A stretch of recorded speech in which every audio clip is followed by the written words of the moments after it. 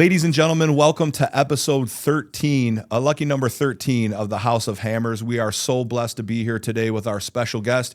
You will notice we are missing 6'5", 320-pound co-host Chris Okoye. Chris has got some stuff going on, so Chris, we're praying for you, praying for family, nothing serious, but he's got a lot on his plate and outside of the office today. But before I get to our guest, I want to catch everybody up on a few special things here that are going on at Catholic Central. We had a historical weekend again with the hockey team winning their 7th straight state championship. The wrestling team sent 13 to Ford Field after coming off of their team state championship last weekend.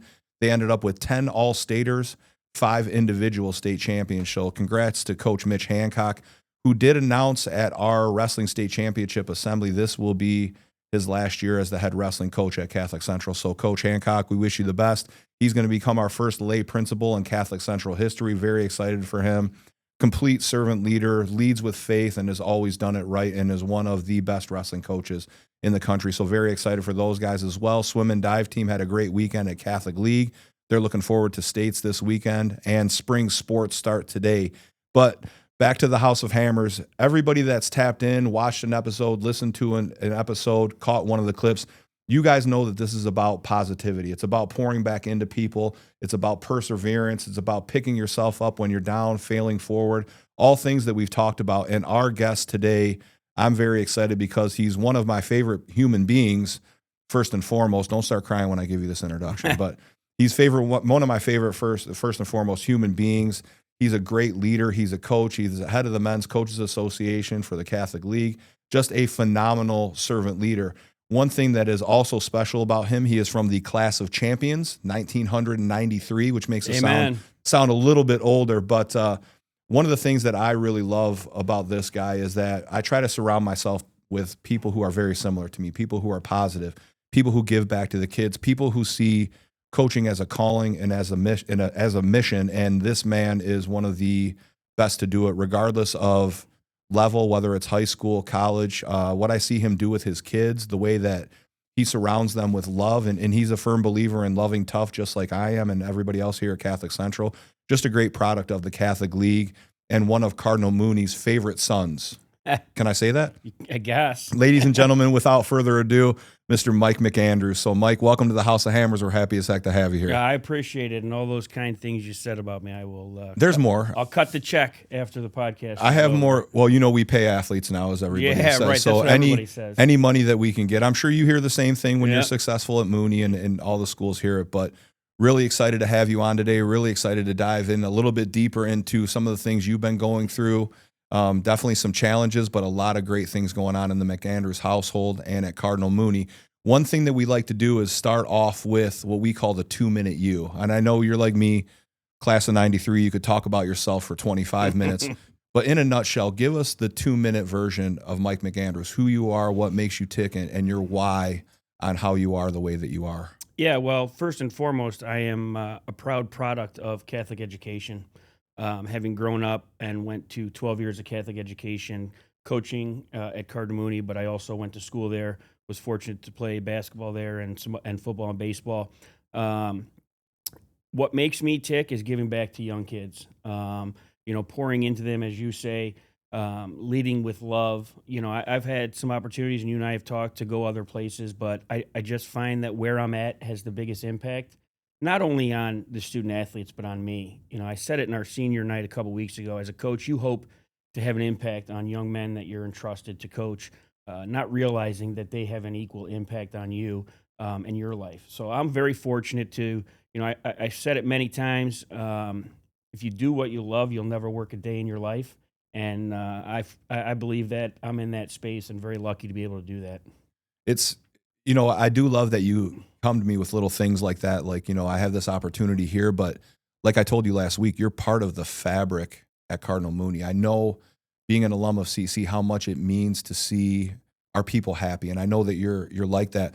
You're also very positive. What and who are some of the people that gave you that skill set to stay as positive as you are, to pick yourself up when you fall, to be there for the kids when they fail forward?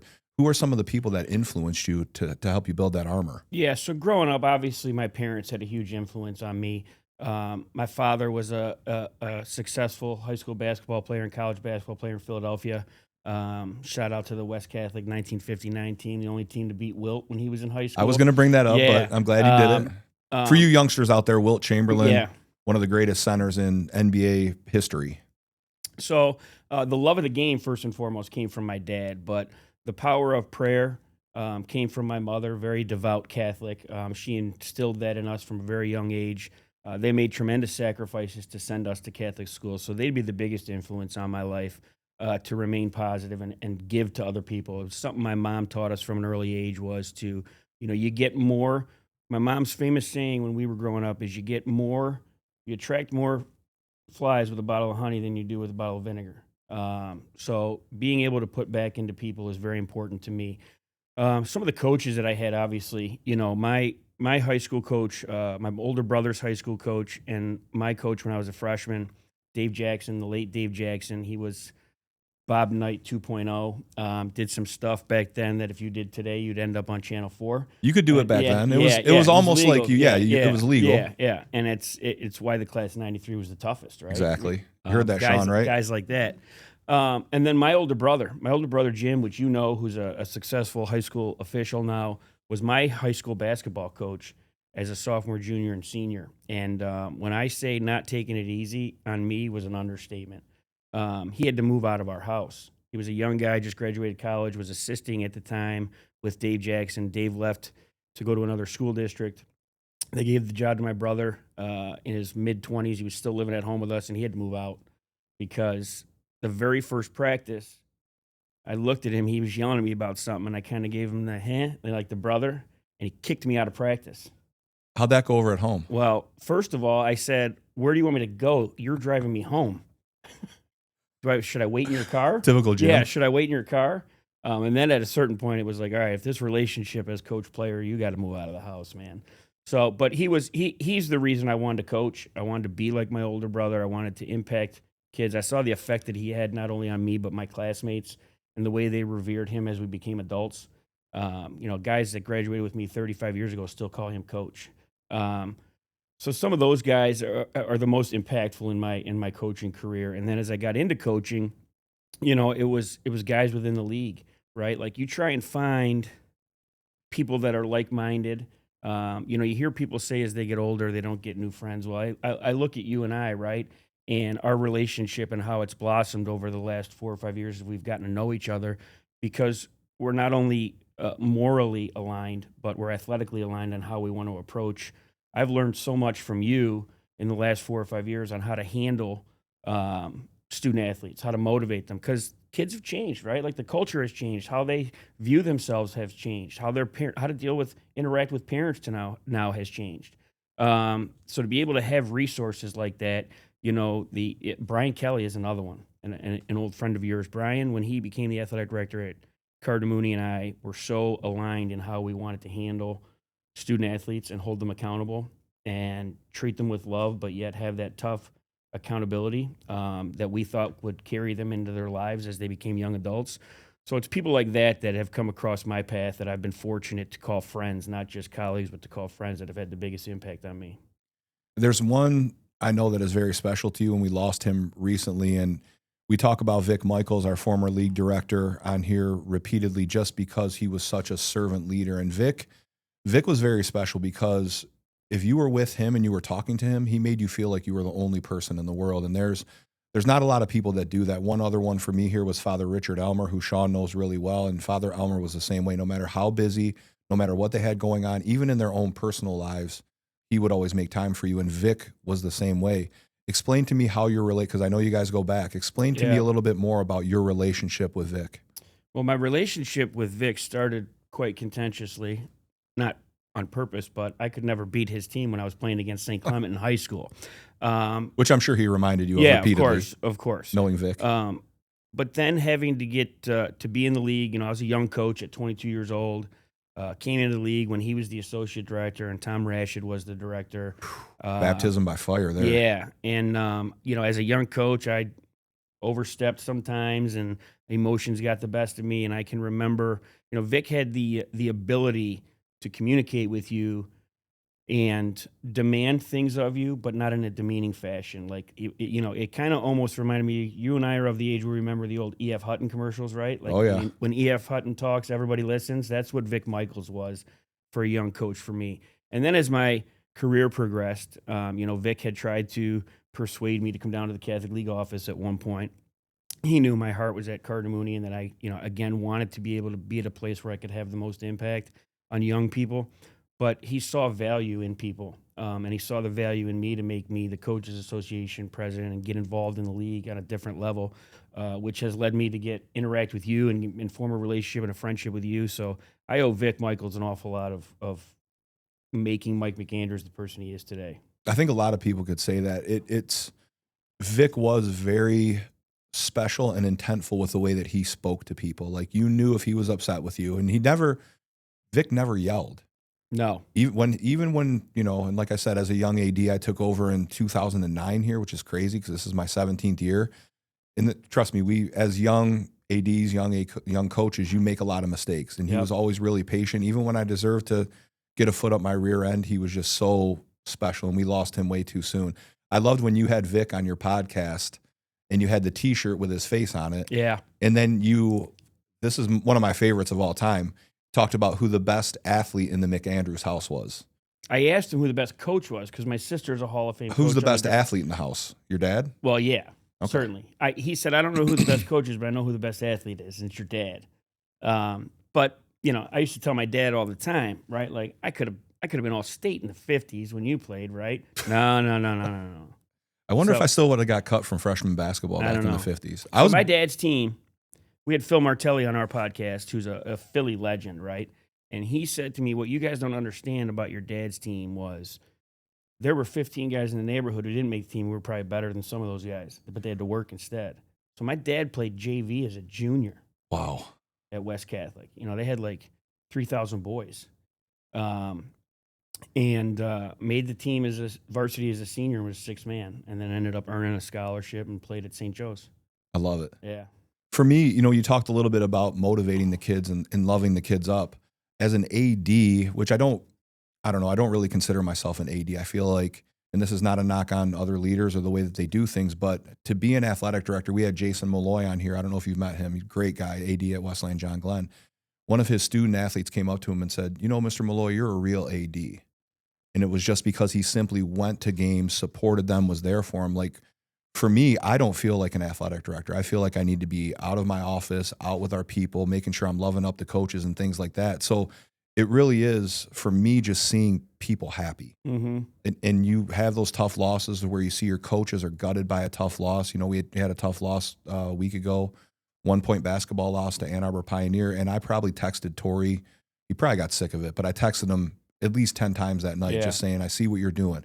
I see what you're pouring back into the kids. Just stay the course, because I love to see growth in people too. As a coach, do you feel like it's the same thing? You just want to see people happy, be successful, but you also have to add a touch of discipline as well if things aren't going the right way, if they're not running the right sets for you. So how is that approach for you as a coach? What do you feel like you get the most out of seeing from your people?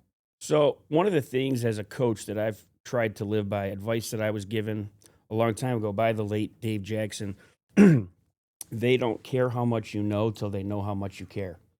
And that is something that I've lived by, right? Like, you have to be, in order for this generation, it's not like when we grew up, you're going to do it. Here's the line. It's black and white. Do it or don't do it. These kids want to know you care about them more than what they can do with an orange basketball and a hoop. So it's important to me to get to know my players on a personal level, right? Like, get to know what their interests are, where they want to go to school, what do they want to do with their life? How can I help them? What's going on in their personal lives that might be a roadblock for them that they, I say to guys all the time that I'm meeting with, this is your safe, my office is your safe space. It's your space to come in here and vent your frustrations with me, with something going on at home, with a girlfriend, whatever it is. And I think when you build that level of trust, they allow you to push them because they trust you. Kids need discipline. They want discipline, but they're only going to follow through on it from somebody that they know loves them and cares about them and trusts them.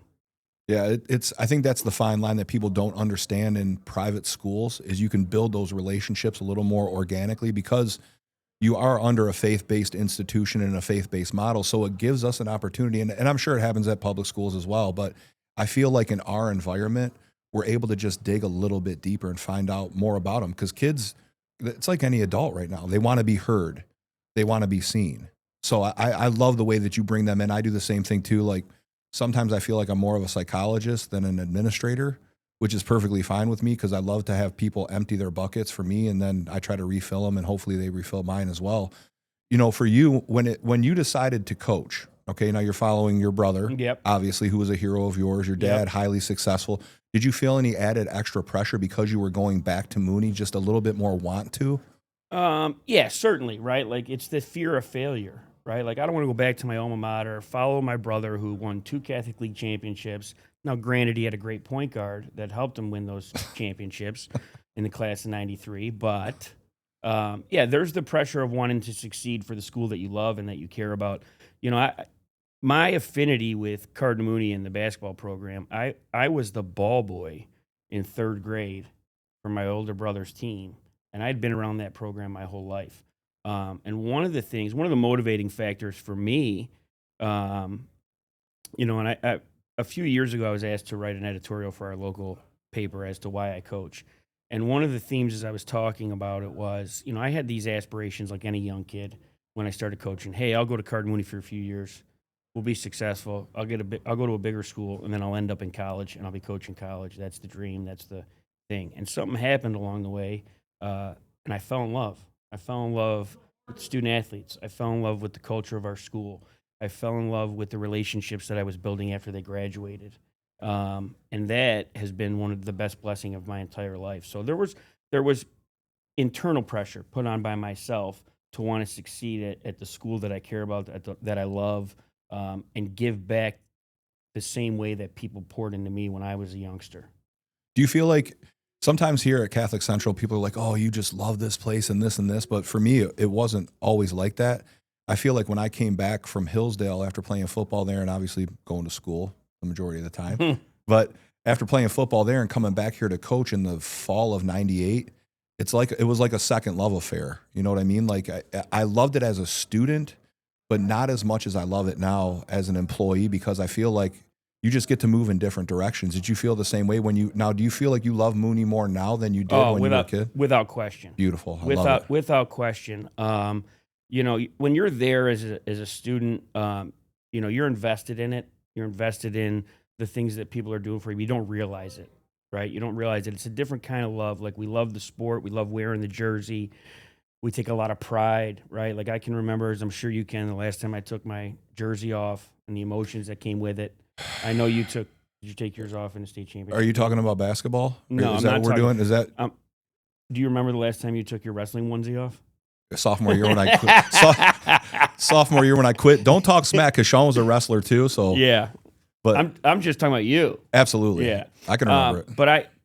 But when you come back as an adult and you have a vested interest in the success of the entire community, it's a different love affair than what it was when you were there.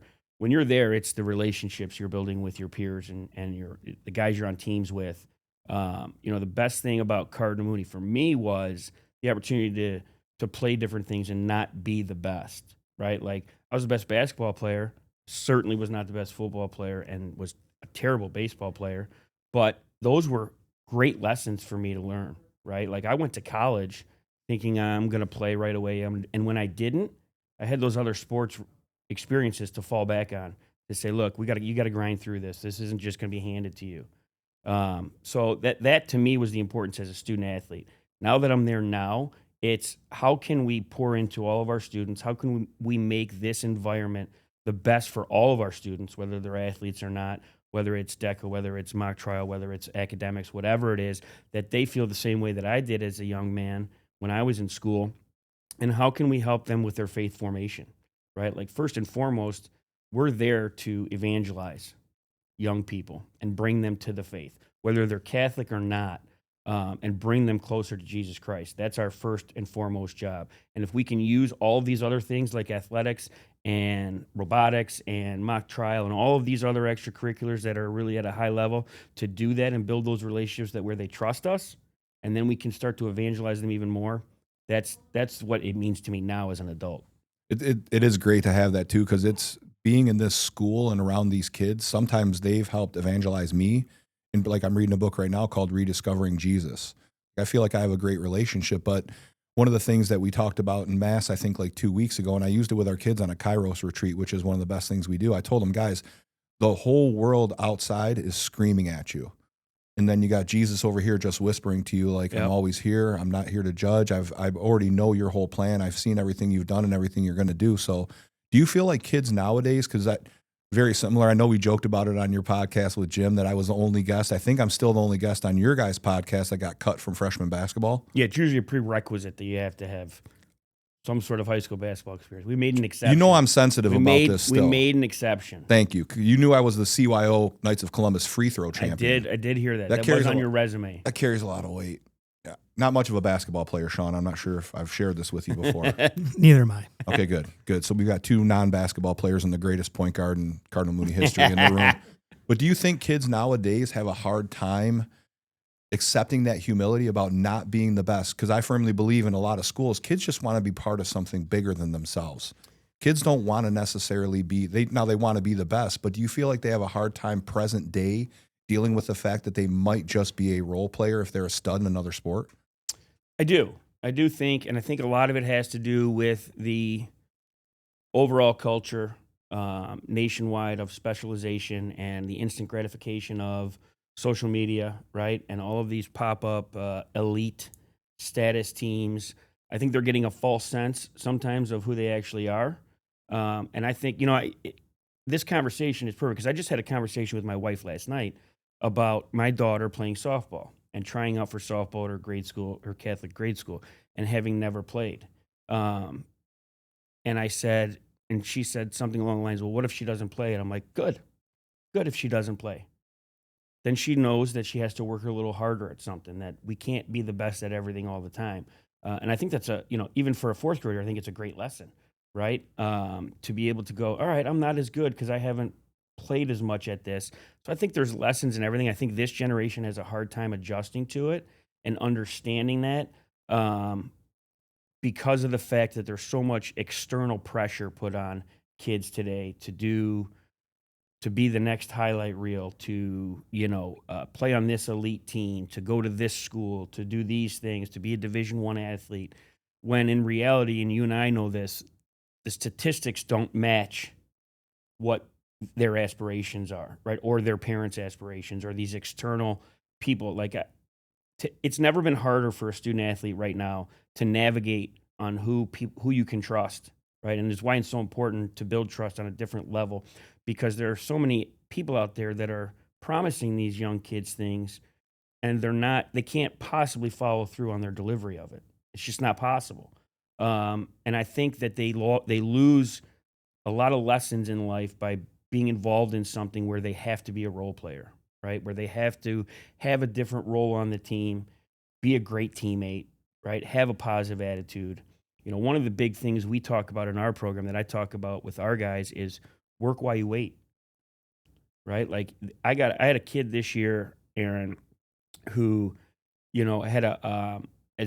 played JV as a freshman, sophomore, didn't play at all for me last year as a junior, started for me every game, captain this year. And I got a text at 11 o'clock last night from his mom talking about how at the time she didn't understand it, was frustrated. They never intervened, made him come talk to me all the time as a junior, like a young man, and how she could not have imagined his senior year playing out any better than it did. Which we don't get those very often. No. It's and when you do, it's like it the makes greatest it worth it. thing. It does, because you could have 10 other kids that feel the exact opposite. Yeah. But that one hope, that one glimmer of hope in that kid, and we're not hope dealers here. A guy used a term here last week. I think he called it hopium, which I love. Like, so everyone's like, "Oh, Babicz is going to put it on a T-shirt or blah blah blah." But it's true though. Like you hope kids are having a great experience, but then when you get that one simple message, it makes all the BS worth it. Do you notice with parents nowadays? Because with my two boys, 110, 17, they're both playing baseball now. I'm noticing that a lot of parents don't want these kids to fail. Whereas I feel like our parents forced us to. Like, You're going to go outside. You're going to go do this. Now, we didn't have a ton of video games growing up, which these kids now all play video games and things like that. And we limit it because we see a change in our kids when they play too much. Mm-hmm. Like we took video games away from our 10-year-old for a month just because he got a little smart and never been more artistic, drawing, writing little stories with his little brother. And so we made sure that we taught that to him. Do you feel like parents nowadays, you hear the term lawnmower parent, helicopter parent, snowblower parent, and do you feel like parents nowadays want to protect their kids more than get them out of their comfort zones?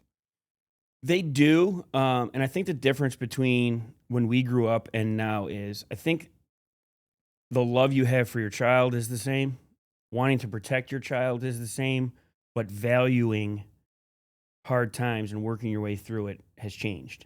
Inherently, we want to protect our children. We want to protect them from failure. We want to protect them when things don't go well. That's an inherent value that we all have as parents, right? We have to take a step back, though, and go, what's the lesson here? What can we learn from this? And I think there is more valuable lessons in failure than I do in success. I think success is especially early success, without putting any work in it, can be misleading and mischievous in terms of what actually has to go into long-term success in anything you do in life. And I think a lot of the parents now want to try and navigate that to keep heartache from a young man or a young woman who is not seeing the fruits of what they want right away. And I think they want to intervene because they're letting their parent emotions come to the surface. But I think my advice to parents is take a step back, take a deep breath, especially at the high school level, right? Like, these are young men we're dealing with. I say to our kids all the time, you're going to be on your own in 4 months. Yeah. What are you going to do? Right? Like, I just walked into a classroom last week. A teacher, long tenured teacher, was having a hard time with this group of kids. And I walked in and I said, can I talk to him? And I said, look, I know how this is going to go. I know you're going to tell me it was him, it wasn't me. I go, let me know how that plays in 6 months. Let me know how that plays for you, that excuse, in 6 months from now. So they need to learn how to fail. They need to learn that actions have consequences, right? They need to learn that you're only going to get out of things what you put into it. And all of these things, if we are really in the business of not winning games and losing games or championships, or all of this success is going to be the young men and women we send out from Catholic schools into the world to make a difference, then we need to start teaching them how to fail a little bit better. It's great to win, and we talked about it at our wrestling assembly match, our wrestling assembly for the state title the other day, that we're not going to apologize for winning, but you hit the nail right on the head, and you teetered on it a little bit too. If you can build a strong culture, the wins and losses take care of themselves. You're gonna obviously catch the occasional loss, but if you have a strong culture built on faith, on love, on brotherhood, sisterhood, if you're at a girls' school or co-ed school, and accountability, that usually translates into, and if you can make that team, and I know you do it the same way, you make your team feel like they're a family before they become a team. I'm sure you make sure that the kids are there for each other. What are some of the things that you preach to your leaders of your team, or just the overall culture at Cardinal Mooney that makes it so special? One of the things for me that I've done over the course of my career, I spend more time talking in one-on-one meetings to the guys that don't play as much, right? Making sure they have a clear understanding of their role, where I see them, where I see what they could be. A lot of kids and a lot of parents, they don't have a long-term plan, right? They don't see past their nose of what's happening today. And I want to make sure that I communicate with all those kids. Because look, nobody's trying out for a team, making a team, and putting on a uniform or practice jersey every day to go there just to go, can't wait to sit. Yeah. Right? Like, everybody wants to play. Why would you do it in a competitive environment if you didn't have the will to want to play more? To make sure that I'm communicating with them that their value is as high as that I think it is, that they understand their value, that their long-term plan that I've put together with them of improvement is being followed. And then if you don't, here's what you're not doing. I told you this is what you need to do. It's what you're not doing. Here's what you don't get yet. And I think I get more out of those conversations than they do. But what it does is it breaks down the animosity, right? It breaks down the animosity of the last kid on the bench and his parents. Or when they contact me, I go, has Johnny talked to you yet about his long-term plan that we've discussed, that I have for him, and whether he's holding true to that or not? So I think that's one of the things. And back to your point, like, don't apologize for winning, right? it's the old, if you build it, they will come, right? Like if you're doing it the right way and you have stability in your programs and you have the right people around you, who doesn't want to be a part of that, right? Naturally, people are going to want to gravitate towards that. And when you get to a level of coaching, as long as I have, and doing the things here at CC that you guys have done, people know what they're getting into too, right? Like they know that they're going to get coached hard by me. They know it. They're signing up for it. It's not for everybody, but the ones that are there, I know are there because they know what they're getting themselves into. It's such an intricate thing too, in a slippery slope, because you feel your heart breaks for those kids at the end of the bench, and you're Yeah. lucky because you have a roster of 15, Yeah. right around there. I look at those bigger teams, and that's why I love getting out in the hallway and finding that kid who maybe he's just the long snapper and pumping him up and telling him, dude, you are a huge part of this team. Or maybe it's your defensive specialist that's an energy guy that comes in off the bench for you. What do you look for in those types of kids? Is it something that you can feel? Because I'm big on being able to, as cheesy as it sounds, feel people's like spirit. You know what I Yeah. mean? Like that's why you and I get along so well. We're both complete smart asses. Yep.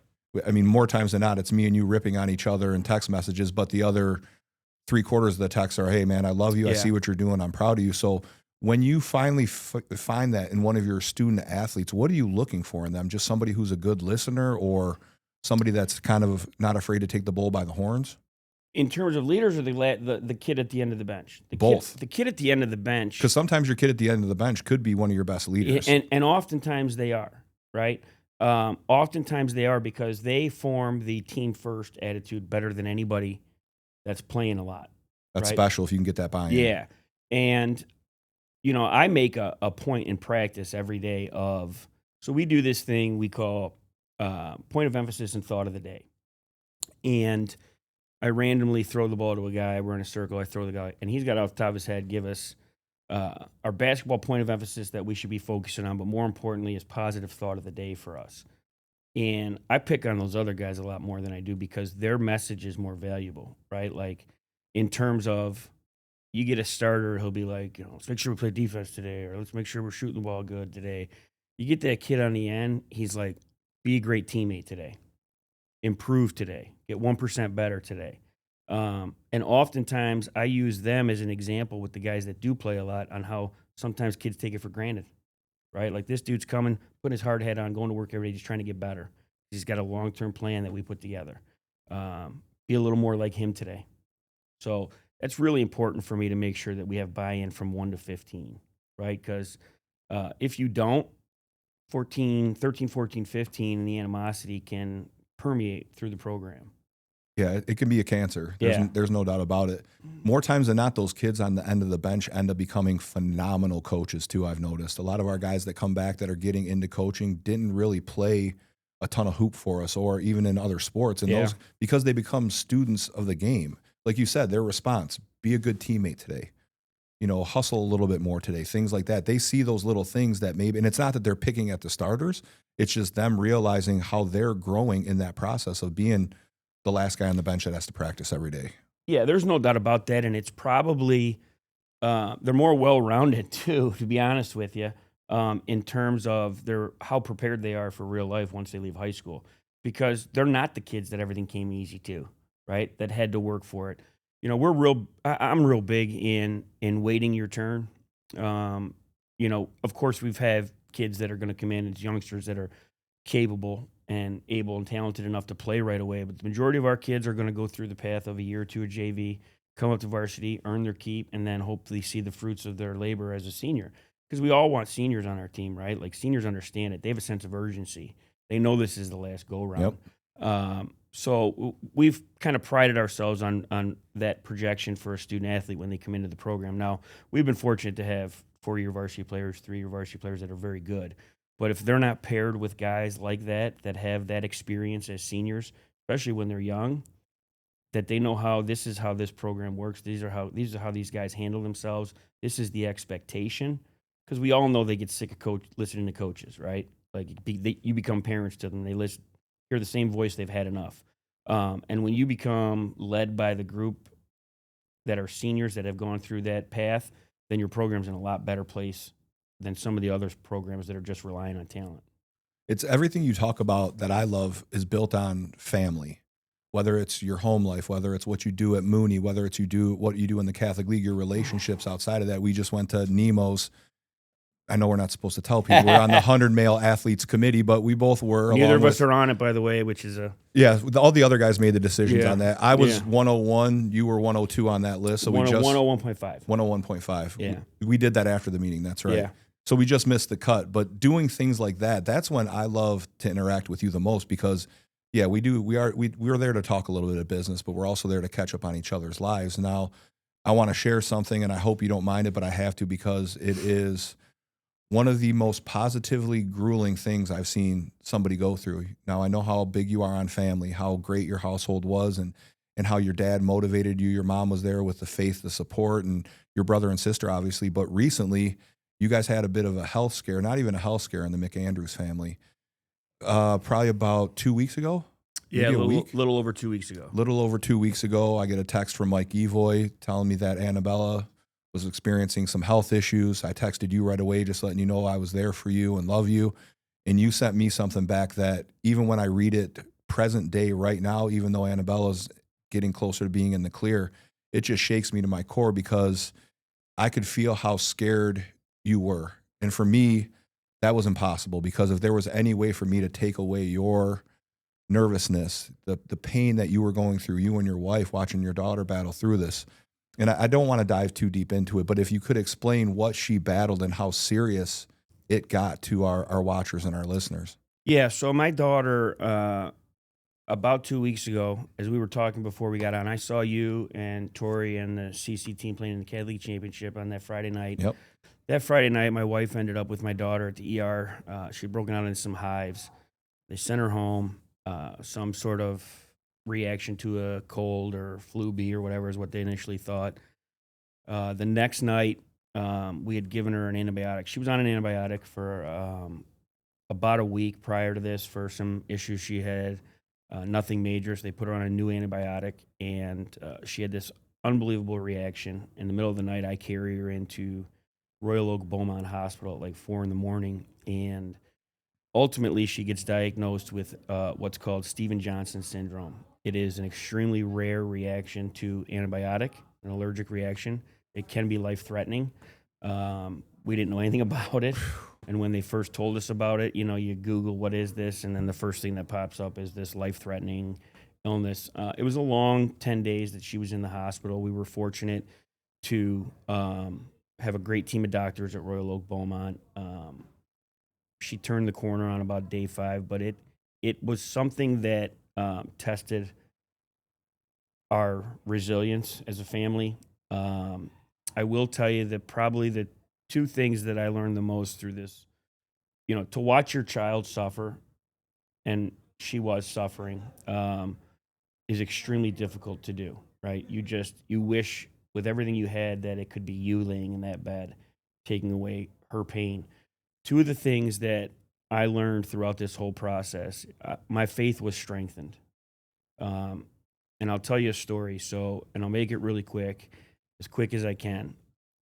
We had about 5 doctors in her room. I went down the hall to call my mom about something, and I came back in, and from down the hall, I can just hear screaming bloody murder.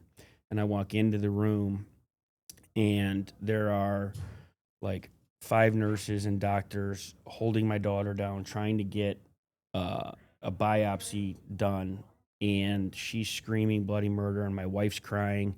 And about 2 minutes later, my pastor shows up from St. Peter's, where my kids go to school, St. Mary's in Mount Clemens. Unbeknownst to us, he shows up to do an anointing of the sick. And I look at all the doctors, and everybody out. Our priest is here, everybody out. And when he came in to anoint her, the calmness, she was at a 10. The room was in chaos. When he came in and anointed her, the calmness in that room, you could feel the Holy Spirit in that room. You could feel it. And my faith was strengthened in that moment. My wife's faith was strengthened in that moment. He anointed her hands, and 3 hours later, her hands looked 100% better. So if you weren't a firm believer in the power of Jesus Christ and God's healing hands before that, if you were in that room, you certainly would be after. That's the first thing. My faith got strengthened. The second thing was, as guys, we think we have this, when somebody says toughness, we have this perception of this big, strong, I'm tough, hardworking guy. My 6-year-old daughter taught me what tough really looks like. The way she battled through this and came through this, and minimal complaining, just wanting to get better, just wanting to go home, just wanting to see her sister. So those are the two things. There's good in every situation, and those were the two things that were really good for me and my family and my wife with this situation. I would text Mike every day and just be like, tell me something positive, tell me something good. And I know once you said, well, she's starting to write stuff down and she's getting her old little smart aleck attitude back, that's when I knew that she was starting to make a turn for the better. Then she beat you at Uno. She did. The game, so is there a rematch? Is there a rematch out coming? of my two kids, Annabella is more like her father than Marielle is. And in our first game of Uno, sitting up in her bed when she was first able, taking it easy on her, and she beats me, and she looks at me, and she whispers, "You suck." And I was like, all right, she's on her way back, and that will never happen again. Oh, I love it. Yeah. I love it. I did try to steal your daughter's popcorn at Oakland, and she mean mugged me. Yeah, yeah. Like, don't even think about touching a kernel of this. That's It was such a, and like I said, for me, being on the outside, someone that cares emotionally for you a ton, it was so hard to see you go through that because there's nothing I could say to make it feel better. It's just be there for the other person, love them up a little bit, tell them you're there if you need to have a conversation or crack a few jokes and stuff like that. And what people don't understand about Catholic schools, faith-based athletics, the Catholic League, the amount of people that reached out to me that were praying for my child, having never met her, is the single reason my child is alive and well and doing well today, in my opinion.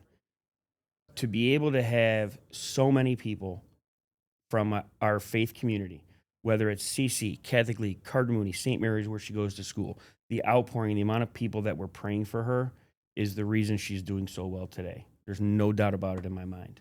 I know I know you guys had to be scared. With you and your wife, did that bring you guys closer together? It did. I mean, my wife, what she did for 10 days in the hospital, she wouldn't leave. I could not get her to leave her side, and a mother's love is undefeated. Yep. It's undefeated. We think we're tough. Dads are tough. Sports guys are tough. My 6-year-old and my wife, their toughness is off the charts. And a mother's love cannot be disputed, and it's undefeated, man. Like there isn't anything she didn't do for that child. It's probably still the same for you to this day. Same with me with my mom. Oh yeah. I mean, it's there. I could have the worst day in the world, and I'll call her, and she'll tell me suck it up, or she'll love me up, and everything's fine. Yeah, I mean, through all of this, my number one phone call every day was to my mom. Right, getting advice from my mom on how to handle it, because when you're in a situation like this, to not create even more fear in your child, you step out of the room to have emotional moments, right? To not do it in front of your 6-year-old daughter who's already scared, who can't communicate with you properly. So I would step out of the room and call my mom and have all of these emotions about what's going on with my child, and to hear her reiterate to me to put your faith in God, right? Put your faith in God's healing hands. Everything's going to be okay. Continue to pray. There are so many people praying for her. It gave me a sense of, okay, this is going to be okay. This is in God's hands. And when that happened with the anointing, I was like, she's going to be fine. You guys put the cherry on top of the sundae. Yeah. And the one thing I'll tell you, we talked earlier, Aaron, about giving back to kids and wanting, to have an impact on kids and not realizing the equal impact they can have on you. I hadn't seen my team in over a week. Hadn't coached them in a couple games. And I showed up on senior night at the advice of my wife going, just go, you're going to be fine. What they did for me that night for 2 hours, they'll never understand it. They won't. Well, I love the story how you told them, you came in, you didn't even have a pen or a marker, and you said, guys, just go out and play hard. I mean, it changed my perspective a little bit too on not just what's important, but what's important with athletics, right? Like, we're all stuck on winning and winning and winning, and we are, and that's a byproduct of doing it the right way. But when I walk into a locker room having not seen my team in 10 days almost, having missed 2 games, and I've never missed a game unless I was forced to. We won't talk about that. And I've never missed a game for any personal reasons in 28 years. And when I walked into that locker room just prior to tip and my team's going nuts just because they saw me, I walked in, I go, guys, I don't have anything. I don't even have a marker. So the game plan tonight is just go have fun, man. Play hard and have fun. How tough did you feel in that moment when you walk into the locker room, you're already emotional from everything going on with your daughter. You haven't seen your team, which is one of your callings to be a servant leader and a coach. How did you feel in that moment? I felt loved. I felt like everything I've done in my life coaching was paid back to me in that moment, right? Like you hope to pay it forward to everybody else. It was paid back to me in that moment between not only just my players, but our community that night. I mean, my car was full when I left that game of stuff for my daughter, for my family, the outpouring of love and support. I want to see your freezer because from what you told me, you got quite a bit of food during that time as well. Not only that, I mean, you could probably tell, but DoorDash has been treating the McAndrews family very well. Nope, didn't notice at all. Yeah, very Black well. is very slimming. It's why I wore it this morning. But just, I can't tell you how much that night meant to me. And a night, I've had a lot of good nights as a coach. We've won a lot of big games and gotten to the Final Four and state championship games and all of that. That will be the most memorable night for me. That locker room before the game and the locker room after the game, getting emotional with my team, being vulnerable with my team, and knowing that they loved me and that they had my back, and that for 2 hours I was able to take my mind off the toughest time of my life. They'll never realize it. I hope they never realize it. I hope they never get put in that situation and that they'll never realize what an impact they had on me. But for your wife to feel that that was where you needed to be too, that just shows you that you made the right choice there as well. Shout out to Mrs. McAndrews, obviously. Yeah, Bree, my wife's name is Bree, and she, I outkicked my coverage for sure. Listen, trust me, dude. Man. We're in the us class of 90. I kicked a 90-yard field goal somehow with my wife, so I feel it. I outkicked my coverage on that for sure. My friends repeatedly remind me of that, which is typical of them. Yeah, same. But yeah, she's just the support system that I'm fortunate to have all the way around between, my wife, my daughters, my extended family, my parents, my brother, my sisters. It's, my brother and I are 9 years apart. He's the oldest, I'm the youngest, and we're the best of friends you could possibly be, right? Like, we've gone through everything together. And that night, he was the first one who showed up at the hospital just to make sure I was okay. He couldn't even get in the room. Yeah. And you know the story about my buddy Bobby, who's battling cancer. Yep. He showed up to the hospital just to sit. He texted me, I'm in the lobby, just to sit with me when I needed it most, just to let me be vulnerable with him. Nobody was allowed in the room. He knew it. But to take the time to come up and just be with me when I needed it most, like, those are the people that we have in our lives, that we're fortunate to have in our lives. I really feel like they're angels in some cases, to be totally honest. When you need them the most, they're there. That's a perfect segue into what I wanted to ask you. You talked about perfect at segues. You're good. You are very good. I feel like I carried our podcast when I was with you and your brother, even though I referred to you as the Joe Rogan of Catholic League podcasts. I have a lot more hair than Joe Rogan. That's true. You and Sean can talk that talk for now. I don't think you're thinning it at all, Sean. I'm not. You look like you're good too. My dad had a full head of hair. It was white, but it was there. First, we talk about getting cut for freshman basketball. Now we're making hair jokes. Another perfect segue, since you're so good at it. You talked about this vision that we have of like a tough guy, or like, he's got this, he's got that. I feel like that's changed over time though, because before, like when our dads were coming up, they didn't show a lot of vulnerability. It was ruling with an iron fist. This is how things were done. But I think nowadays, like, to me, my definition of a quote unquote tough guy is somebody who can be a little bit vulnerable. Like, I like to act like I'm tough, but I'm not. I'm about as sensitive as they come. I'm an only child, complete mama's boy. My mom still calls me baby cakes to this day, and I'm 50. So that tells you a little bit about our relationship. But to me, I feel like a tough guy nowadays is somebody who might shed the occasional tear after a big win, a big loss, when they see somebody hurting. So it's changed so much over the years. How do you feel like the difference is now between who we get to be as the new age tough guys, I guess you would say we're supposed to be, as opposed to what we came up with? Yeah, and I think, it's because we had strong women in our lives that raised us, that we're allowed to have, it's okay for us to have these emotions that come to the forefront for us, right? I firmly believe, I'm like the Roy Williams of high school basketball. I'm going to cry every time the season's over, regardless of who it is, because you're so invested in each other, and you appreciate everything that these young people have poured into you. You believe in them, but they believe in you. Like, they have to have a certain level of belief in you in order to want to do it for you, for the team, for everything. And, as a dad of two girls, I've probably softened even more, and been a little more emotional or in touch, being able to have my emotions come to the forefront a little more, um, being a dad of two girls, and I've often said being a dad of two girls is just God's way of telling me I should never coach my own kid, because it probably wouldn't have been very pretty.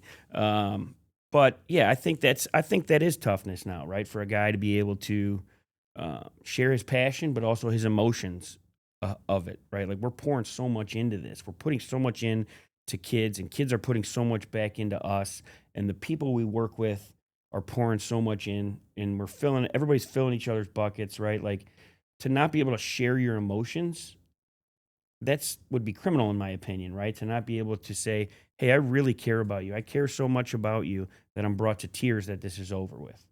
I love that. That's I think especially in our league, and there's some really special coaches outside of our league as well, but our league allows us to celebrate that humility, to give grace, to be patient with people that we might not want to be patient with. We talked about some parental stories, things like that, and you'll have the occasional person that, has nothing but complaints, but then you'll get that one letter, like you said, you got from the mom, or I think it was a Yeah, text that you got at yeah. 11 o'clock at night, and it's Last like night, yeah. you'll never know how much this means. I think that for tough guys like us, that's what I think fills our bucket. When you see the smiles on the kids' faces, when you see parents happy, or when you're able to get through a tough situation, I feel like if you're there for your people, that's the greatest thing that you can do as a coach, as an AD, as the head of the Men's Coaches Association, things like that, or just as a servant leader. And I feel like you're somebody that is always there for his people. Like, I feel like if I pour into you, I know that if I needed you, that you'd help my bucket overflow. Oh, without question, right? Like, at the end of the day, no matter what industry you're in or what you're doing, if you're not getting the most out of the relationships that you're building, and if you don't care about other people, um, you're not going to get very far, right? You're not going to be fulfilled. You might get far in terms of financial gain. You might get far in terms of fancy things that you acquire, but you're never going to feel fulfilled. The only way I've ever felt fulfilled and content is by pouring into other relationships with people around me, like-minded individuals, who I know. It's the old saying of being able to do something without expecting something in return, right? I get more gratification out of that, of doing for somebody that's in need, than I do of them doing it for me when I was in need, right? Like, and that was just, I think the outpouring of love and support for the scenario we talked about earlier with my daughter was a result of my family living that way, my wife and I living that way, the way I was raised, my mom, the way she has always put other people first. And it's just a byproduct of trying to live the right way. Have I made every right decision? No, right? I'm a sinner, just like the rest of us, and I have to go to confession, and I have to confess my sins and ask for forgiveness. But at the end of the day, everything I do in my heart, I think I'm doing with an open heart for other people. Absolutely. We tell our kids all the time here too, every saint was once a sinner. Yep. And once again, to touch back on that Kairos retreat, I told them, guys, like, and I've told this story, I think, on every podcast since I spoke. I said, if, let's say God sent you a friend request on some form of social media, whatever his tag would be, at the real God or something. Yeah. I always make that little joke. And I said, but would you grant him access to everything you post, knowing that he sees every little nook, every little cranny, every little crack in your character, things like that? And the kids just sit there and think for a second, because I try to put it in something they can understand in today's day and age. Mm-hmm. Because today, back when we were in high school and even in college, there was a limited number of hallways limited number of rooms we could go into down that hallway of temptation. Now for these kids, as opposed to there being maybe 4 or 5 for us, it's like 400 or 500. Correct. And you talk about that comparison on social media, other kids getting offers. I'm better than this kid. Why am I not getting this, and this? How do you handle some of that doubt that the kids place in their own minds with all of this outside noise? Do you really try to limit that outside noise and just get them laser focused on their faith in each other? Yeah, I mean, I think it's impossible for us to control for them 24/7, right? They have computers in their pockets. But for us, it's building habits, right? Build the right habit to be able to say, I don't need to go down this road or down this rabbit hole on social media and compare myself to somebody else. That Jesus made me in his likeness and image, and I am who I am because God wanted me to be this way. And having those conversations, my favorite all-time Bible verse is from 1 Corinthians chapter 16, verse 13. It says, be on guard, stand firm in your faith, be courageous, be strong. And I think that you can relate that verse to athletics, to life, to the situation my wife and I were just in, to hardships, to times of glory. So I talk to our kids a lot about that Bible quote in that situation. Like, they have to stand firm in their faith in the temptations that they have. They have to be strong. They have to be courageous. They have to be courageous to not do what everybody else is doing. So I think if you can have those conversations with them and start to help them build habits, everything we do in life is habits, right? Like, you are the sum of the 10 closest people in your life, which is why I like to surround myself with people like you, right? And people that I'm aligned with morally and what we're trying to do for this generation. And I think I tell our players that all the time. You are the company you keep, right? And if so-and-so in school is getting in trouble, guess what? It's only a matter of time for you're associated with that and you're in trouble too. Yep. And you need to be mindful of that. It never ends. I mean, it's the older I've gotten, and it's really just, I'm working on growing up still, as you and I discuss. Yeah. Same. Trust me, still making plenty of mistakes, but I've noticed that certain friends of mine that I used to hang out with when I was just on a different path, not necessarily a bad path, but before I was married, before I had the boys, I don't see them as much anymore just because they don't run in the same circles that I do anymore. So, in that personal growth for you, when did you start to realize, like, did you know right away that coaching was a calling for you? No, I didn't. I did not. Again, my intention originally was just to come back. I graduated college by some miracle. No chat GPT. No chat GPT. No. Just gutted it out. Handwritten and typed in the computer lab. You had to go to a lab. Remember? You had to go to the computer lab to type your paper. Remember that? If you had your own computer in your room, you were like, you were on the up and up if you had your own computer in your room. So I graduated college, and I was just going to come home and help Jim. I was going to be his assistant coach, and he had just taken a new job with Stryker Medical, and they had redid his territory, and it was going to be impossible for him. And so I interviewed for the job.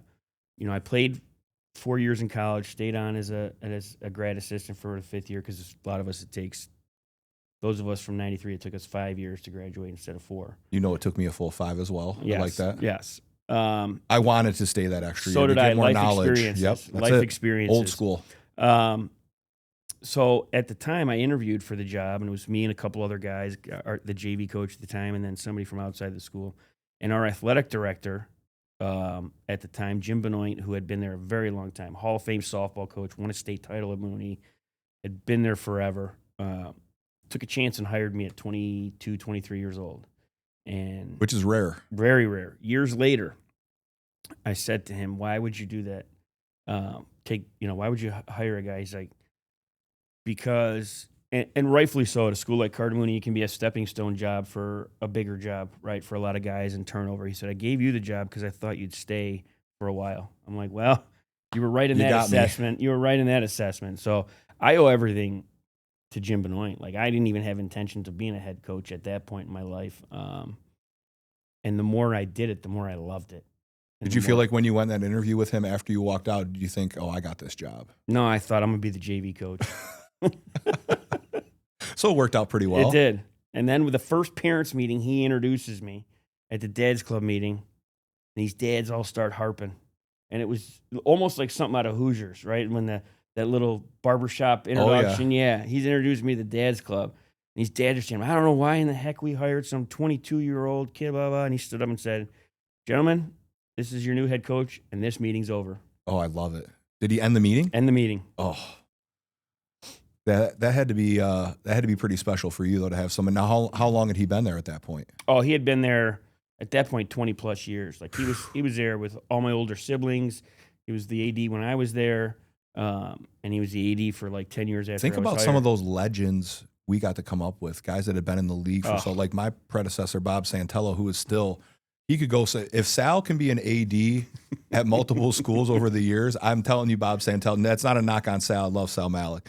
But Bob could still do it. And it's funny because I came into his office my first day, when I got hired. He still hadn't packed his stuff up yet. And his computer was there, right? And he never used his computer, him or Coach Mack. They would have our current athletic secretary, Nancy Johnson, at the time, get the email, give it to them, and she'd have to type up their handwritten response. That's how old school they were. Yeah. Bob comes in a year later. I have my computer screen on. He goes, "Oh, is that what that thing does?" And I'm thinking, how did you do this job without technology? I know. Because now I'll tell him stories. He just laughs in my face. And I tell him, Bob, it's the same stuff, different toilet. Yeah. There's just more technology Yeah. now. It hasn't changed that much. What's, for you coaching-wise, what's the biggest change you've seen in yourself over your coaching career? And what's the biggest change you've seen in sports over these years? So for me, I think it's preparation, right? Like the importance of preparation. As a young coach, I don't know that I understood the importance of preparation. I put a lot of time and investment in our scouting report and our preparation. And the other thing that I've learned over the years, no matter what you're doing, you're better served to be great at something than average at everything. Throwing too much at kids, right? Like we really focus in on what the strengths of our team's going to be in the preseason. Yeah, we are who we are. Yeah, and we're gonna perfect what we do, and everybody else is gonna have to adjust to us. So the preparation aspect of it, I'm a film junkie. I watch film at nauseum on our opponents. Not during the school day, though, right? Never during the school day. Exactly. Right after I put my kids to bed. Yeah, Tori never watches film during the school day. No, it's blocked on my computer at school. You can't even get it. Yeah, I bet. Huddle's not allowed. So those are the two things that have impacted and changed with me in the preparation. And our program really took a turn for the better once I really focused in on those two things. In terms of athletics in general, what's changed in the last, close to 3 decades is, the kids haven't changed too much, just the way you need to reach them has. They all want to communicate with their cell phone in their hands. I'm a firm believer in face-to-face conversations, hard conversations. So just getting them to open up to a coach or an administrator or somebody else in the building is a little bit harder than it used to be, just because they're so used to having conflict resolution with this, which doesn't really have any result in conflict resolution. And that is why I think high school sports are so important, because it teaches them the skills that they're not getting anymore with technology. First and foremost, how to struggle, how to come through that struggle, and how to have conflict resolution. So that's probably the biggest change I've seen in kids, right? I will say a little bit on the parent side too. They're more involved than they ever have been in what goes on with their son. I'm fortunate that I've had really good parents at Cardinal Mooney that, and when you've been doing it a long time, I get back again, they understand what they're getting into. I say to our parents all the time, like, I was not a good math student. My mom wasn't going to demand that I get put in AP math just because I wanted to. Correct. That's not the way this works. It's not Yet another thing we have in common, too. Not a mathlete. No, it's not the way the world works. If everything's equal in terms of commitment, dedication, effort, which we expect they will be, the best players are going to play. Do you have the same amount of fire you had as that 22-year-old first-year head coach? Has it? It's been channeled in a better direction. That's exactly what I was going to say. I have the same passion for it. I'm as motivated as I've ever been to do it. But I'm much better at where it needs to be focused at than when I was at 22 years old. Yeah. I remember coming back here to coach fall of '98 and was just a lunatic. I mean, coaching freshman football, just getting them all fired up and pregame speeches and screaming during the game. One of our kids was coaching CYO out here, a kid that I coached, and he's like, "Coach Babicz," he's like, "I modeled my whole coaching style after you." I was like, "Oh, that's great." And I'm watching him during the game, and I'm like, "Did I used to yell like that?" And then I'm thinking, "Yeah, probably back then I did." But I'm still the same way. I don't know if you ever lose that fire, and I feel like, honestly, and I'm serious when I say this, I feel like it means more for us because of where we plant our feet on a daily basis. Not only at the home front, but once you get to go to a school that you went to, it just means get more skin in the game. It does. It just, you don't want to let people down. I'm reading a book right now called The Twin Thieves, and it talks about there's 2 twin thieves that can take away your joy, or that can take away from a big victory, and it's fear and judgment. And I feel like every single day here, I'm to the point now to where I don't really care if what people judge me on. We did a podcast and they're like, "Oh, what's your legacy going to be?" And I'm like, my legacy is not wins and losses here. We could win 1 million state titles. Nobody's going to care about that. It's about the impact that you have on these kids. and these families. For you, what's the most exciting thing for you about getting on campus every single day and diving into that community?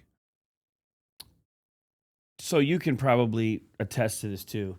The school, being in a school, specifically a Catholic school, sucks in the summer. Right? When there's no kids. That's the worst part about it. The worst. That's why COVID was so brutal. Yeah, it wasn't it's any of the other worst. BS. It was the kids not being around. You know, I'm the director of admissions at Cardinal Mooney, along with the basketball coach. So I get a unique perspective of getting to know kids when they're in 8th grade and their families.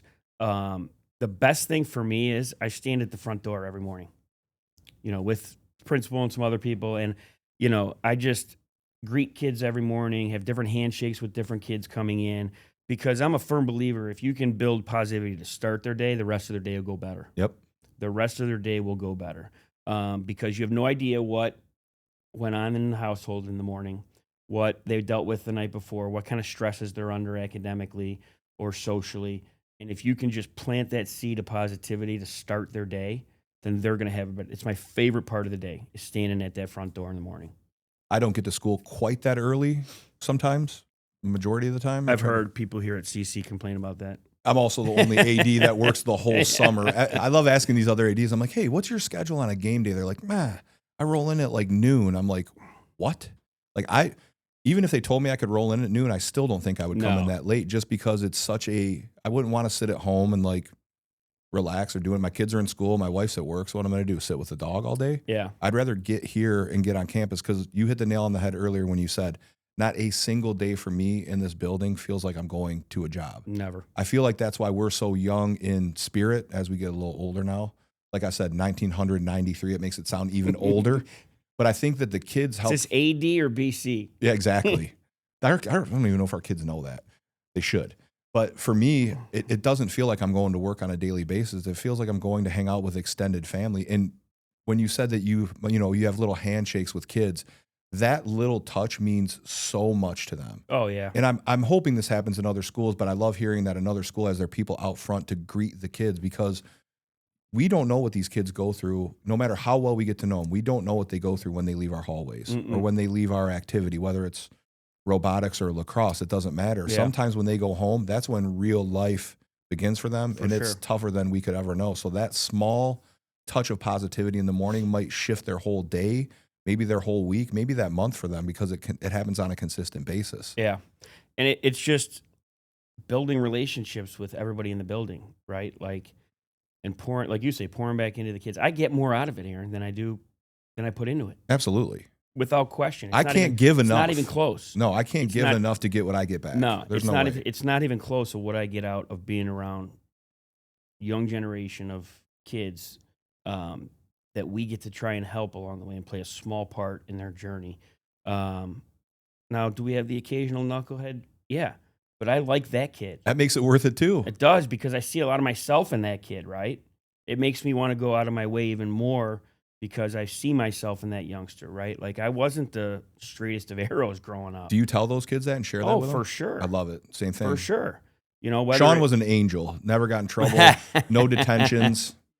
Perfect. Model student. Yeah.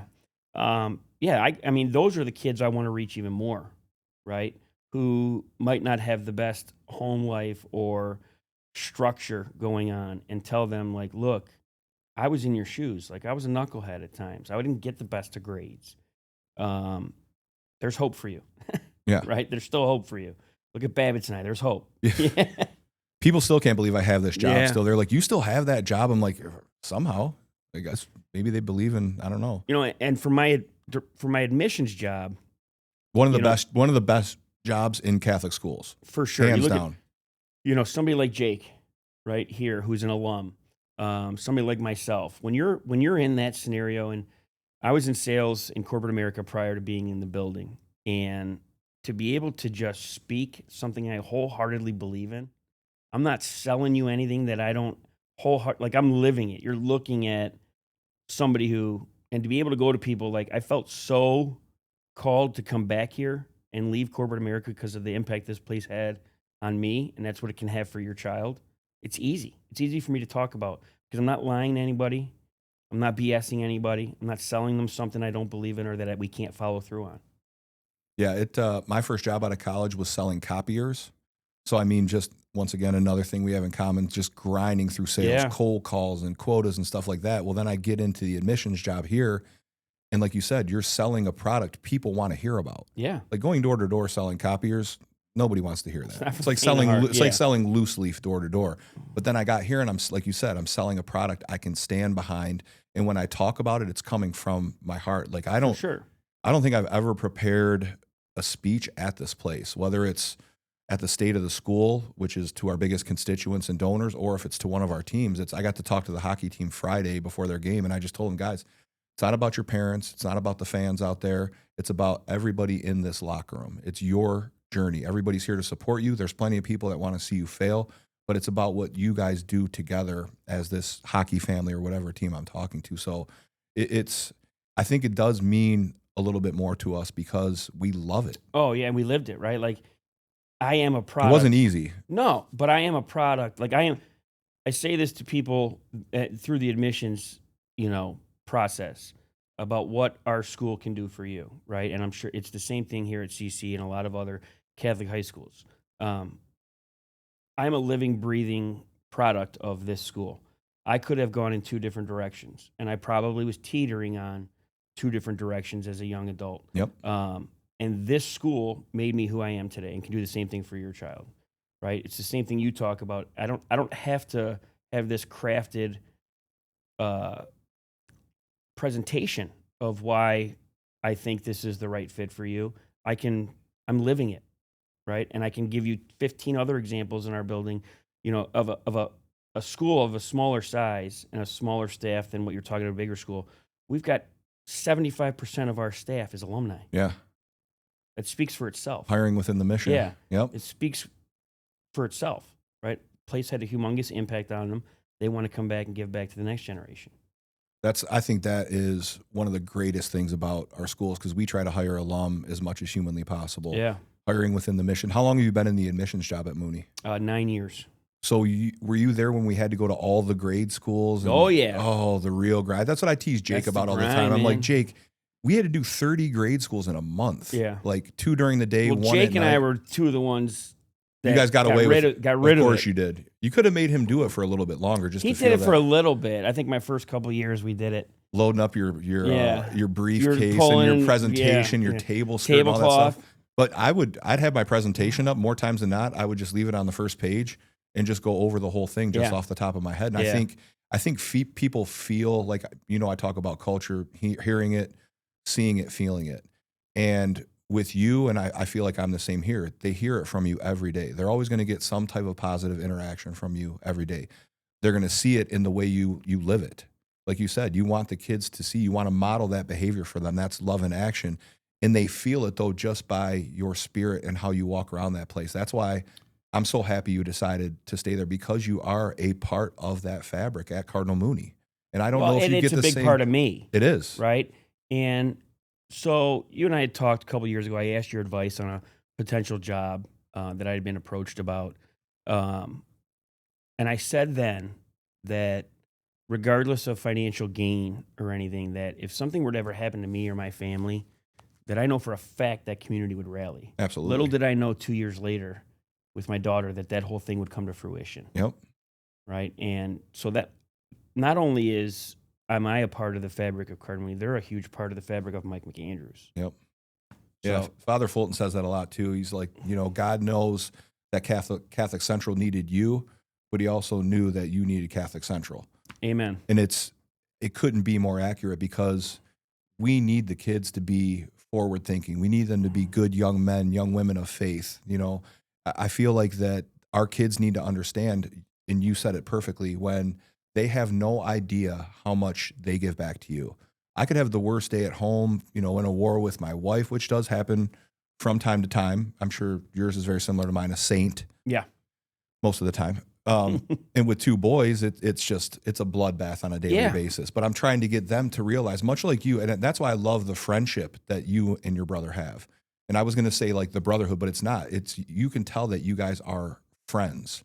And that's what I'm trying to tell Brooks and Bo is like, boys, mommy and daddy are raising you for when we're not here anymore. Correct. And you guys just have each other, which is impossible to say. And I've shared it on here a million times, because I'm getting older now and I'm thinking, all right, my dad's close to 80, my mom's getting up there in age, and how am I going to tell them when Grammys and Pa aren't here anymore and stuff like that? And then I think about it for me and I'm like, I can't even imagine. So seeing what you went through with Annabella, I feel like that little thing, and it's not a little thing that you went through, but the little piece I could play in it just by being there for you made me a better dad. Because you just never know. No, you don't. You want to protect the kids, but they got to hurt a little bit and go through things. You never hope it's for something like that. Yeah. But the amount of faith and love that you had around you, I really feel like that's what got you guys through. And for your priest to come in too in the middle of chaos. Oh yeah, that was. And just you talk about culture, like him coming in and just calming the room with his presence. But that also shows that he poured back into your family. Annabella's comfortable with him. She knew exactly what it meant and knew like it was a time to be in his presence and just give yourself to God. And I can't tell you how much I thought about you guys during that time, how much I wish I could just reach out to you and just be like, dude, it's going to be all right. Like it's in God's hands, but it's the fact that you texted me every day, give me some positive news. What that did for me, Aaron, you'll never understand, because your mind goes to what can happen really bad. Yeah, worst case scenario. Right? Like you're just automatically there when it's your child. And you would text me daily on, give me some good news. And it would force me to concentrate more on the little victories that were going on in that room rather than what could go wrong, right? Like, she's up today, right?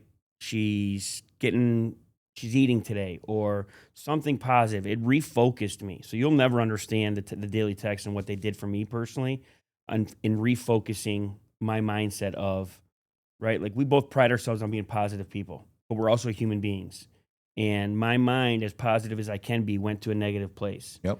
Of this can't happen. Like, I don't know how I'll make it. I don't know how I'll survive. I don't know how I'll do this. How will I be there for my other child? How will my wife be able to handle this?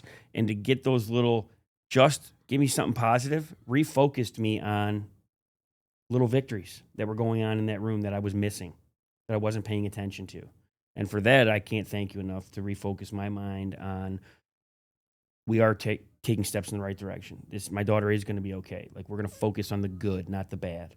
I just care about you. And I knew what you guys were going through. And I'll never forget that line you put in your text to me, she's got to make it. And I'll never forget that. I remember when you texted that, I was like, all right, you got to figure out how to help any way possible you can in this situation. Because I knew the pain you guys were going through. It was tremendous to just give me something positive, right? And I'm like, at the time you go, what can be positive about this? And then you go, all right, I'll give you something positive, right? Like, she's eating today. She sat up today. The doctors were in and said she's doing X, Y, and Z better today. Like, and then my mind started to shift on, let's take these baby steps and get her out of here. Let's just build. And she's how close to getting back to school? Yeah, today, her and my wife are at the doctor right now, hopefully getting clear to go back to school tomorrow. You do realize you'll be getting another tell me something positive text later on today, so you can update me on the So appointment. this will hopefully probably be out before this happens, or not after this happens. But so you talk about good people and I know we're biased to Catholic schools. I know we are. I make no apologies for it. Nope. None. Zero. Her first grade teacher, she was really struggling for 3-4 days. Her first grade teacher came in, and Bree and I left the room. She hadn't eaten, and they told us if she doesn't get something down in the next 24 hours, we're going to have to put a feeding tube in. Oh. And her first grade teacher took the time to come and visit on a weekend.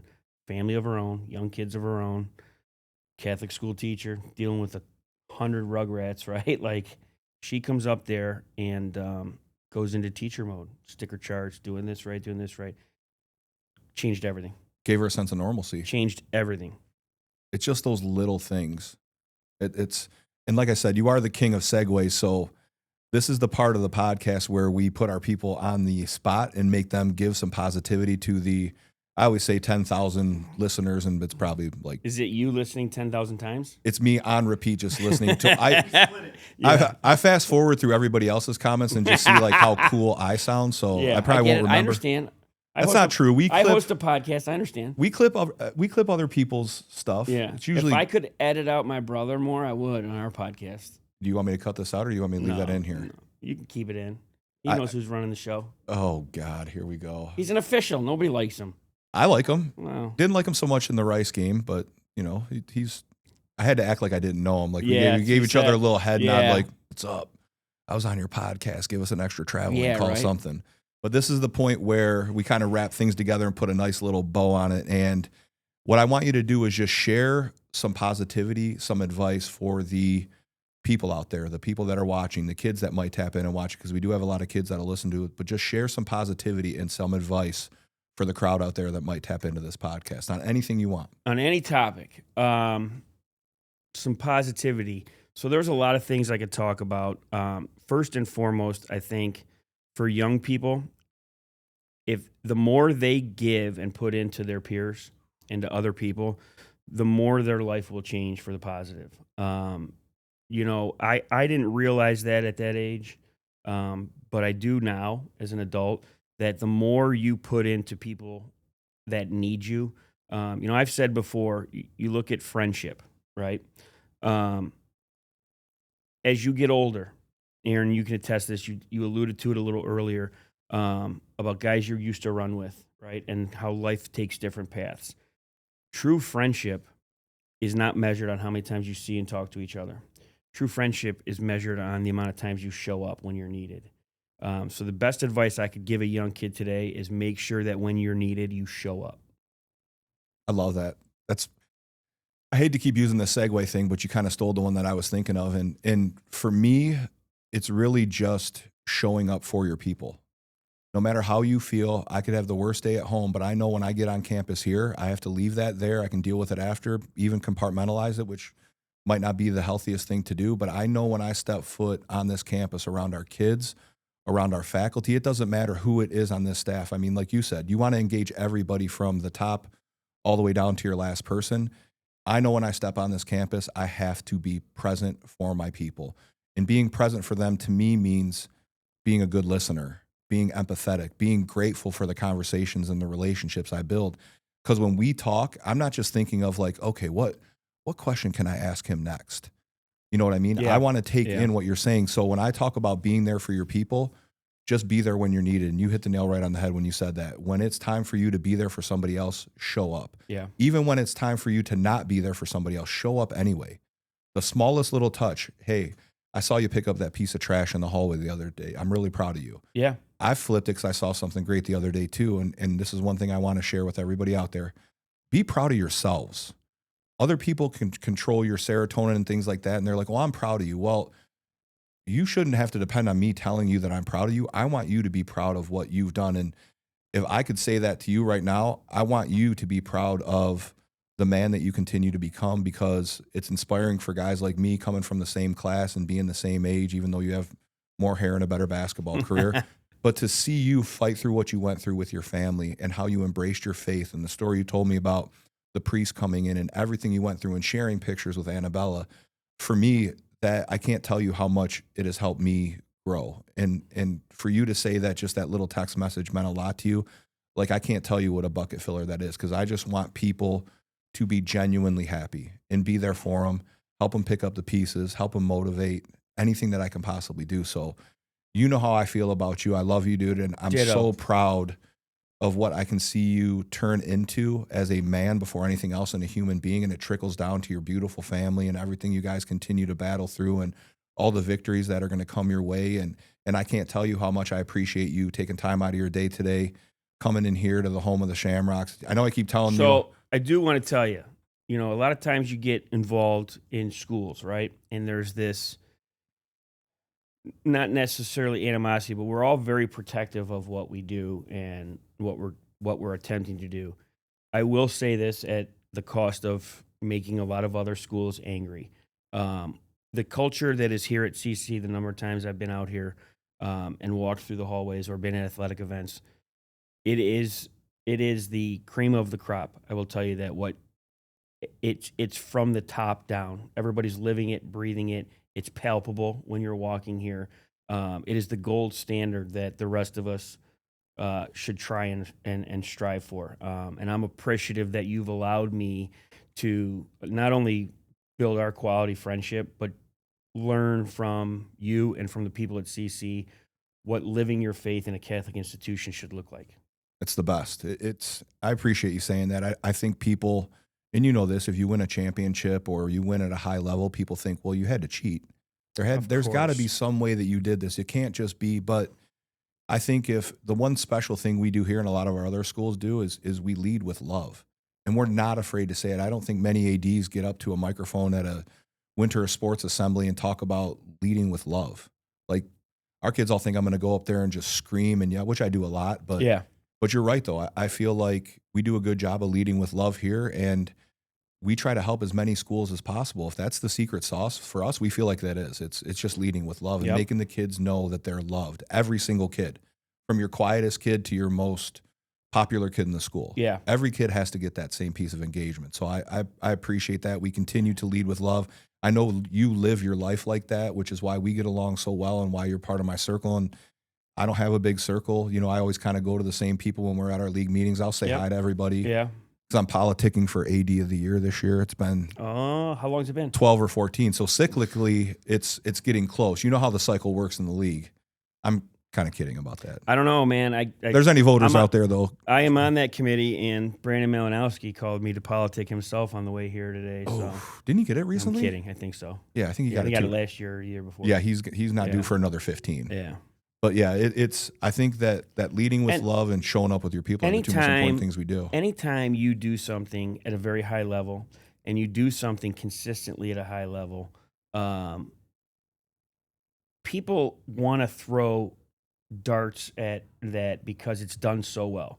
And all they're doing is exposing their own shortcomings, Mhm. in my opinion. 100%. And you guys, championships aside, they're a byproduct of what goes on in the halls here and the way that the faith is being evangelized here and the way that the kids are being loved and built up. That's a byproduct of that. People don't understand that, right? They don't understand that when you're not in a school with that kind of culture. And I would challenge anybody, both public and private, to start to live your school that way. Start to build that culture within your school, and you'll see the same results that a CC's seeing. It can happen anywhere. Anywhere. It really is that. It's that simple. You're doing it, and your school's smaller, but you Yeah. guys lead the same way that we do, and that's why Mooney is so successful. Yeah. You keep hiring within the mission. You keep hiring great people. You have a great family community there built on faith and love. For guys like us, I don't think we could want anything more from No. our experience at our alma maters. No. So And you alluded to it earlier. I get up every day and love going to work. Absolutely love it. you can ask Sean. We treat it like a brotherhood here. I mean, between the Oh, yeah. and it gets within the faculty, and I know you like to talk a lot of smack like I do, Mike. So it's constantly walk True. around but we'll tell shadows too, and I'm sure you say it in admissions. Watch how the adults interact with each other, and watch how the kids interact with each other and the adults. Yeah. Because you're going to see kids with smiles on their faces. Yes, we're very serious about what we do in the classroom, what we do activity-wise, but we're even more serious about our faith and loving the hell out of our people. And that's roots, not fruit, to a T. Yeah. Amen. Just focusing on your people, and every piece of fruit you want will be attainable regardless of what it is. So, but we appreciate you. We love you. We wish you nothing but the best. I can't wait to see the growth from you in the future. And like I said, you are such a special person to me because I know every time I'm around you, I have a positive experience, regardless of what it is. Even with what you were going through with your daughter, just me reaching out and knowing that you were there for me if I ever needed it to in turn is something that's really special. You're a perfect fit on this podcast. You're a perfect fit in the Catholic League. And I can tell you this, you are a perfect fit at Cardinal Mooney. You bleed the colors of that place, much like we say we bleed valiant Yep. blue and peerless white. I know you're the same with Cardinal Mooney. One thing I do have to mention, that if you want to continue to hear great podcasts like this, I'm stealing this one from Mr. Okoye. He always says, make sure you support the 1928 Club. Usually some other stuff that he throws out there. But Chris, we missed you on this episode. Mike, absolutely fantastic. I love spending time with you. I love pouring into each other and just making each other better versions of ourselves just by the relationship and brotherhood we've built. To everybody out there, feel free, tap into any of the 12, 13 episodes we've had of House of Hammers. You will find at least one positive nugget on how to fail forward, how to be stronger in your faith, and how to be a mentor for the kids of today and for each other. On that note, we love you guys. We can't wait for you to check back in again. We've got some great guests coming up and go Shamrocks. Ladies, gentlemen, Shamrock Nation.